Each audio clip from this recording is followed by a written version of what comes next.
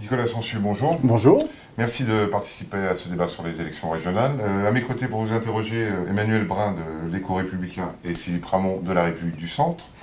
Nicolas Sansu, vous êtes le député-maire communiste Vierzon, mais vous êtes surtout le chef de file régional pour le Front de Gauche pour ces élections régionales du 6 et 13 décembre. Nicolas Sansu, pourquoi est-ce que la gauche part-elle encore une nouvelle fois désunie au premier tour? Parce qu'il y a plusieurs gauches, tout simplement. Il y a une gauche qui ne renonce pas, qui essaye de rassembler, une gauche qui n'a pas transigé sur des valeurs de solidarité, sur des valeurs d'égalité, et une gauche qui, au gouvernement, a perdu certaines de ses valeurs.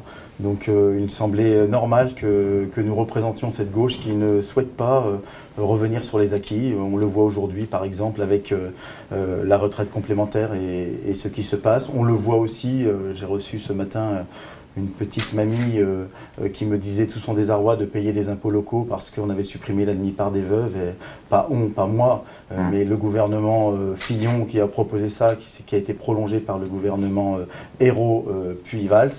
Et aujourd'hui, cette petite mamie paye 900 € d'impôts locaux alors qu'elle n'en payait pas jusqu'à maintenant. Je crois que ce sont des choses qu'on ne peut pas accepter d'un gouvernement de gauche, donc c'est normal qu'une autre gauche veuille se faire entendre. Et alors dans ces cas, pourquoi partir désunis au premier tour et vouloir se rassembler au second tour, puisque j'imagine que le soir du second tour, vous serez unis avec le Parti Socialiste? On ne part pas désunis. On part dans la diversité, ce qui n'est pas la même chose. La désunion, c'est-à-dire qu'il n'y a pas de rassemblement possible.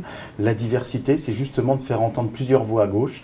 Je crois que c'est ce qui se fait dans beaucoup d'élections. Ça se fait à l'élection présidentielle, ça se fait aux élections départementales, ça se fait à l'élection régionale, ça se fait parfois à des élections municipales. Donc il n'y a pas de surprise sur ce sujet. Par contre, nous ne confondons pas la droite et la gauche. Et puis, nous savons qu'au deuxième tour, il faudra battre la droite et éliminer de manière très forte l'extrême droite. Et donc nous prendrons nos responsabilités. Et l'extrême droite, justement, comment vous jugez cette très forte poussée du FN selon les sondages Mais écoutez, la très forte poussée du FN, elle est très simple à expliquer. Beaucoup de nos concitoyens sont aujourd'hui désemparés, désabusés par rapport à la politique qui est menée. Beaucoup de nos concitoyens ont peur de l'avenir. Beaucoup de nos concitoyens ont peur de tomber dans la précarité, ont peur d'un certain nombre de difficultés qui pourraient advenir. Donc nos concitoyens, aujourd'hui, vont vers celles et ceux qui leur disent si ça va mal, c'est à cause du voisin, qu'il soit noir, qu'il soit jaune, qu'il soit maghrébin, qu'il soit parfois au RSA. Donc on vous dit c'est les assistés qui coûtent trop cher. Et cela, ça pèse. Et aujourd'hui, le fait que le gouvernement ait oublié l'égalité, ait oublié la fraternité, fait que beaucoup de nos concitoyens, malheureusement, aujourd'hui, se tournent vers l'extrême droite. Et est-ce que la venue annoncée de Marine Le Pen à Bourges le 9 novembre prochain vous inquiète, ou est-ce que c'est pour vous Ce qui m'inquiète, c'est la banalisation du discours de l'extrême droite. Mais c'est aussi le fait que nous courions parfois, beaucoup de nos concitoyens, mais aussi beaucoup d'hommes politiques et de femmes politiques courent après le discours du Front National. Alors il faut combattre le Front National coûte que coûte.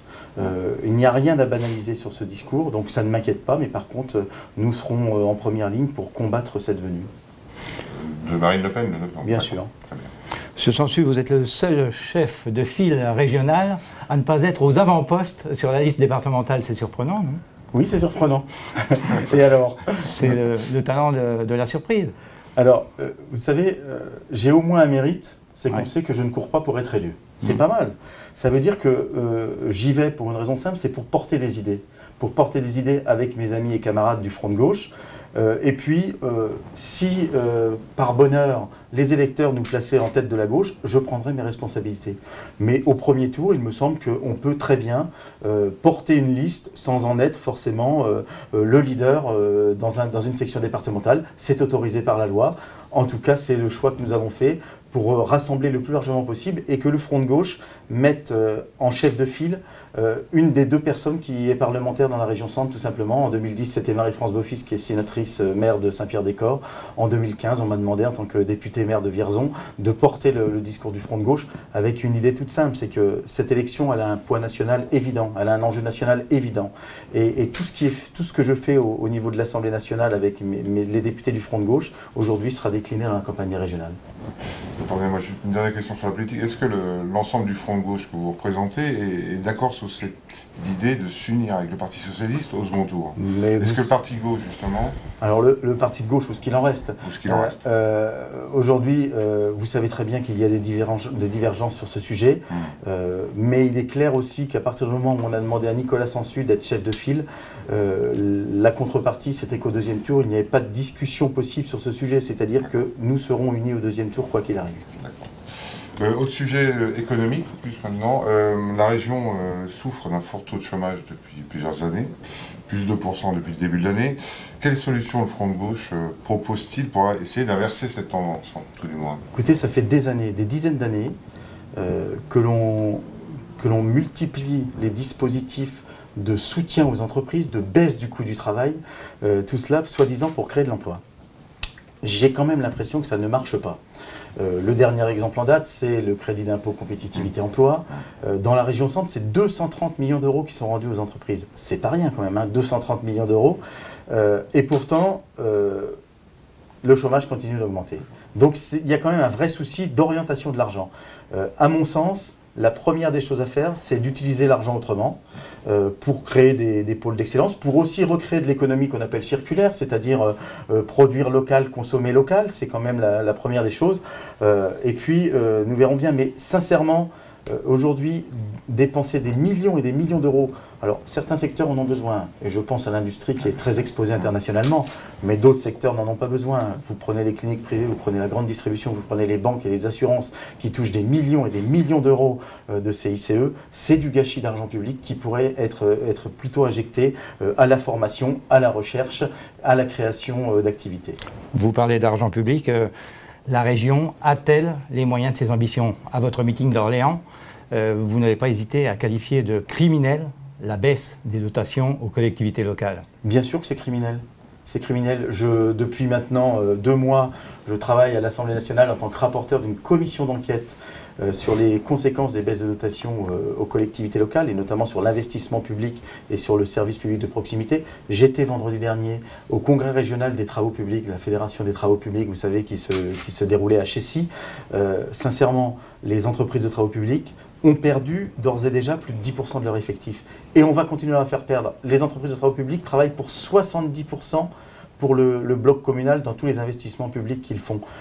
Vous savez, c'est criminel parce qu'aujourd'hui, quand on affaiblit comme ça les collectivités locales, on affaiblit le service public, on affaiblit la solidarité pour très peu de résultats en termes de finances publiques. Pour la région, c'est 17 millions d'euros qui seraient supprimés l'an prochain, en 2016, et encore 17 millions d'euros qui seraient supprimés en 2017, après les 17 millions d'euros qui ont été supprimés en 2015. C'est considérable. C'est la totalité du budget culture et sport qui disparaît. Est-ce que vraiment, dans une région comme la nôtre, on peut se permettre ça? Je ne pense pas. Et la région accueille ses premiers migrants actuellement. Quel est votre point de vue sur cette question? Mais le point de vue, c'est celui d'un député communiste front de gauche, donc ça ne va pas vous surprendre.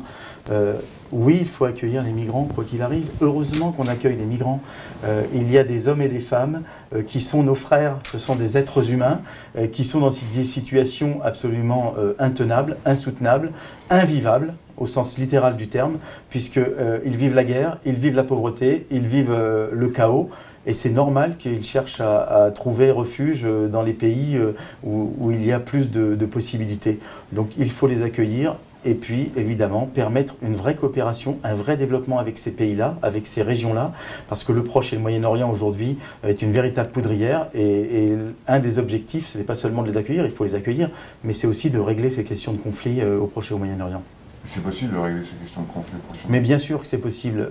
Vous savez, tous les conflits ont plusieurs origines, mais il y en a une qui ne manque jamais, c'est celle des intérêts de certaines multinationales. Et aujourd'hui, les intérêts financiers qui sont considérables. Et aujourd'hui, si on ne touche pas à ça, il est clair qu'on va multiplier la guerre et le chaos sur toute notre planète avec les migrations que l'on va connaître. Donc c'est un vrai sujet majeur. Mais qu'est-ce que vous voulez, quand il y a des terminaux pétroliers ou gaziers à aller chercher, chacun sait que parfois la guerre économique précède la guerre tout court. Autre sujet, mais qui touche un peu sur l'environnement, puisque on a appris que vous preniez un livret vert. sur le modèle d'un livret A, un peu, Exactement. pour financer notamment les transports collectifs et les modes doux. Donc l'environnement est donc bien l'une de vos priorités, même si vous n'êtes plus avec vos camarades écologistes comme vous avez pu l'être dans le passé. Je suis persuadé que la croissance telle qu'elle a été conçue dans les années 70, 80, 90 n'est plus d'actualité. Je crois beaucoup à la transition écologique comme mode de développement. La transition écologique, ça peut être la sobriété, ça n'est pas la décroissance. C'est une autre façon d'entreprendre la croissance et de concevoir la croissance. Et la transition écologique, c'est des transports collectifs qu'il faut financer. Ce sont des liaisons douces, comme vous dites. Ce sont aussi tout un tas de travaux sur la mise aux normes énergétiques de tous nos bâtiments publics ou privés. Ce sont la création, et c'est dans notre programme, de ce qu'on appelle l'agriculture maîtrisée dans chaque canton. Ce sont ces choses-là qu'il faut régler pour aujourd'hui trouver un nouveau modèle de développement. La COP21, normalement, devrait aller vers ce sujet, mais en même temps, quand on enlève les financements de Réseau Ferré de France, maintenant SNCF Réseau, qui ne fait pas les travaux de remise à niveau des lignes ferroviaires, je pense qu'on est à côté de la plaque. Donc nous proposons un livret vert, oui, qui soit comme le livret de développement durable, qui existe aussi, mais un livret vert qui pourrait être géré par la région, qui sera un fonds de transition énergétique. Vous savez, il y a 16 milliards d'euros en région centre sur les livrets A, ce qu'on appelle les livrets A. Je pense qu'il y a matière à divertir une partie de ces 16 milliards d'épargne de nos concitoyens pour permettre un développement et puis un fonds régional qui soit un fonds régional de transition écologique. Et les socialistes reprennent un peu votre idée de la gratuité des transports scolaires.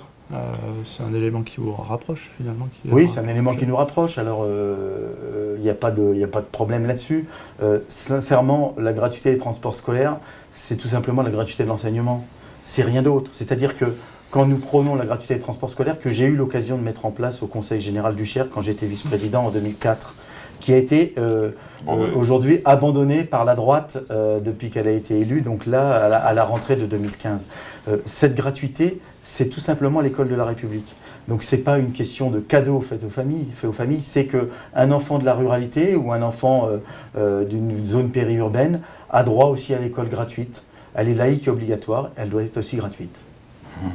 Toujours dans le thème du transport, Emmanuel Macron vante les déplacements en car. Vous voyagez plutôt en train, non? Oui, je pense qu'il faut voyager plutôt en train et en même temps, il ne faut pas opposer les modes. Vous savez, entre la route, le rail, mais aussi le fluvial, alors c'est un peu plus loin pour nous, ou l'aéroportuaire, la question aujourd'hui, c'est de faire dans notre région un vrai maillage. Vous savez, on est une région où on n'a pas de métropole. On a un axe ligérien qui est très fort autour de Tours, Orléans et Blois. On a un Eure-et-Loir qui se tourne quand même vers l'Île-de-France, avec Chartres et Dreux. Et on a un sud de la région qui est autour de ces pôles Bourges, Vierzon, Châteauroux, Issoudun. Il faut faire un maillage. Et ce maillage, il se fait d'abord par la mobilité. Et donc, il faut des réseaux de transport et de mobilité qui soient extrêmement performants. Beaucoup a été fait sur le transport ferroviaire. Et je pense que, par exemple, le triangle Vierzon, Orléans, Tours en TER est aujourd'hui une très belle réussite. Il faut aujourd'hui faire Chartres-Orléans, tout en faisant la RN 154. Ça n'est pas concurrentiel à mon avis. C'est-à-dire que, par contre, on aura moins de bus. Si on a des trains, on pourra avoir des voitures et des trains. On n'est pas obligé d'avoir des bus qui circulent sur ces voies, parce que le bus, après, très clairement, c'est le transport du pauvre, et à un moment, c'est ce qu'on cherche à faire, c'est-à-dire à montrer qu'il y en a qui peuvent prendre l'avion pour aller jusqu'à Marseille, d'autres le TGV, et puis d'autres le bus. Je pense que c'est pas ça l'avenir de notre société. C'est pas très écologique en plus. C'est pas très écologique. Le bus est plus écologique que la voiture, oui. Mais c'est moins écologique que le train. Un mot justement, puisqu'on parle des transports, sur la ligne grande vitesse POC, est-ce que vous y croyez encore? Pareil, Orléans, Clermont, Lyon? Écoutez, pas de schizophrénie. Quand on nous dit il faut diminuer les dépenses publiques, mais on va vous faire POCL, à un moment, il faut arrêter de raconter des histoires. C'est ou l'un ou l'autre. Alors je le dis pour le gouvernement actuel, mais aussi pour ceux qui voudraient venir aux affaires dans quelques temps, puisque il me semble que les Républicains prévoient 100 milliards d'euros d'économies de dépenses publiques et nous disent qu'ils vont faire tous les grands chantiers. Ça n'est pas raisonnable. Aujourd'hui, il faut d'abord régénérer les voies existantes. On a une très belle voie, une très belle radiale qui s'appelle Paris-Orléans-Limoges-Toulouse, passant par Vierzon, c'est comme ça. On a une voie très importante qui prend de Vierzon, qui va à Bourges et Clermont. Et on a une très très belle voie aussi qui est Nantes-Lyon, qui passe par Tours, etc. Faisons en sorte que nos liaisons ferroviaires soient performantes, fiables. Je ne suis pas sûr que l'objectif ce soit de gagner 10 minutes pour aller à Paris. Je suis par contre sûr que l'objectif c'est que ce soit fiable, c'est-à-dire qu'on ait des trains qui soient propres, qui soient corrects et qui soient à l'heure. Et une fois qu'on a ça, vous savez, on n'est pas à 10 minutes près à mon sens.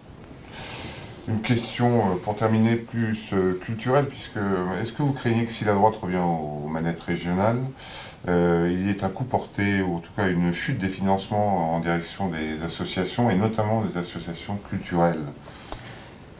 C'est ce qui se fait dans toutes les villes qui ont été remportées par la droite. Alors, sous l'effet de deux contraintes. Une contrainte financière aux collectivités locales qui est indéniable et qui aujourd'hui pèse terriblement sur tous les budgets associatifs au niveau des communes, mais pèse aussi sur les budgets au niveau de la région ou des départements d'ailleurs. Hein. C'est la même chose. Il y a ça, puis il y a un choix. Capasso est une politique qui a été portée par la gauche dans son ensemble depuis maintenant 7-8 ans, je pense à peu près. Capasso a permis la création de 4000 emplois associatifs dans les associations sportives, culturelles, et fait partie de la réussite du développement culturel de notre région. Je pense que si on s'attaque à des dispositifs comme ça, on va mettre en péril un certain nombre d'associations culturelles. Et donc, oui, je crois qu'il y a un risque, si la droite gagne, qu'elle veuille faire peser sur les associations et donc sur le sport et la culture, qui représentent 40 millions pour la culture, 10 millions pour le sport, une partie des efforts qu'ils nous appelleront à faire. Pourtant, ils démentent. Hein. Ils démentent vouloir s'attaquer à Capasso. Enfin. Ils démentent, mais la question, c'est d'être cohérent. Soit on accepte qu'on baisse de 17 millions les dotations aux collectivités, à la collectivité régionale, et alors là, il faut trouver quand même de l'argent. Je veux dire, il ne faut pas raconter d'histoire. Soit on ne l'accepte pas. Moi, j'essaye d'être cohérent. Quand je vous dis que je pense qu'on ferait mieux de prendre les 17 millions sur les 230 millions du CICE pour les remettre à la collectivité régionale et lui permettre de porter ses politiques publiques, notamment en direction de la culture, du sport, mais d'autres politiques publiques, je pense que et la droite et aussi le Parti socialiste ferait bien d'avoir la même cohérence. Très bien. Nicolas Sansu, une dernière petite question plus anecdotique, puisque le 6 décembre, c'est la Saint-Nicolas. Exactement. Est-ce que, même si vous ne croyez plus au Père Noël, je ne sais pas, peut-être que c'est comme ça que j'ai fini. J'ai fini comme ça mon meeting de lancement. Donc, est-ce que vous attendez un beau cadeau pour cette... Je ne sais pas si ce sera des macarons, vous savez. Saint-Nicolas, mon patron, apporte-moi des macarons. Mais je pense surtout que les électeurs se feraient un très beau cadeau en mettant le front de gauche à un niveau très haut, qui puisse peser et le faire emporter la gauche. Tout simplement, aujourd'hui, on sait qu'un certain nombre d'électeurs de gauche ne veulent pas voter pour le Parti socialiste dès le premier tour, pour des raisons que l'on comprend au niveau national. Nous sommes en mesure de les amener vers les urnes au premier tour, et nous ferons notre travail au deuxième pour que la gauche l'emporte dans l'Union, mais aussi avec des exigences en matière de programme. Nicolas Sansu, merci à vous. Merci.